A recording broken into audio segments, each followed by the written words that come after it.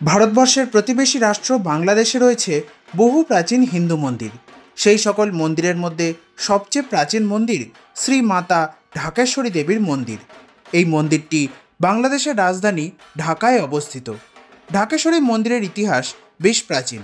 ঐতিহাসিক তথ্য মতে সেন বংশীয় রাজা বল্লাল সেন 12 শতকে এই মন্দিরের নির্মাণ করেন। রাজা মানসিংহ 1594 থেকে 1606 খ্রিস্টাব্দের মধ্যে মন্দিরের সংস্কার করেন এবং তিনি মন্দির চত্বরে 4টি শিব মন্দির নির্মাণ করেন। বর্তমান মন্দিরটি ব্রিটিশ ইস্ট ইন্ডিয়া কোম্পানির আমলে প্রায় 200 বছর পূর্বে পুনর্নির্মিত হয়। ঐতিহাসিকদের মতে ভাওয়াল অঞ্চলের রাজা রাজেন্দ্র নারায়ণ রায় বাহাদুর 20 শতকে ঢাকেশ্বরী মন্দিরের সংস্কার করেন। শাক্ত পণ্ডিতদের মতে এই স্থানে মা সতীর মুকুটের মণি পতিত হয়েছিল।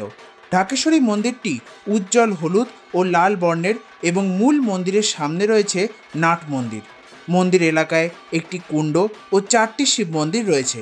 এছাড়াও মন্দির চত্বরে আছে কেন্দ্রীয় পূজা মণ্ডপ, গ্রন্থাগার।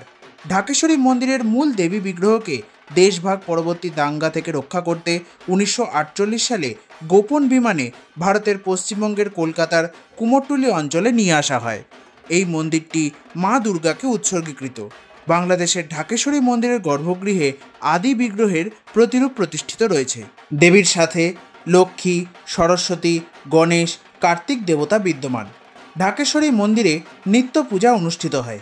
দেবী বিগ্রহ ছাড়াও মন্দিরের গর্ভগৃহে রয়েছে মহাদেবের মূর্তি, শিবলিঙ্গ, নারায়ণ বিগ্রহ। মন্দিরে শারদীয় দুর্গোৎসব, লক্ষ্মী পূজা, কালী পূজা, চৈত্র নবরাত্রি প্রভৃতি উৎসব পালিত হয়। ঢাকেশ্বরী মন্দিরের শারদীয় দুর্গাপূজা অত্যন্ত সুপ্রসিদ্ধ। এই মন্দিরে অগণিত ভক্ত আসেন।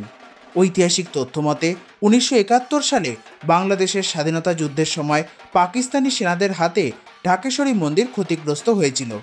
বাংলাদেশের স্বাধীনতা লাভের পরে 1996 সালে বাংলাদেশ সরকার ঢাকেশ্বরী মন্দিরকে জাতীয় মন্দির হিসাবে ঘোষণা করে।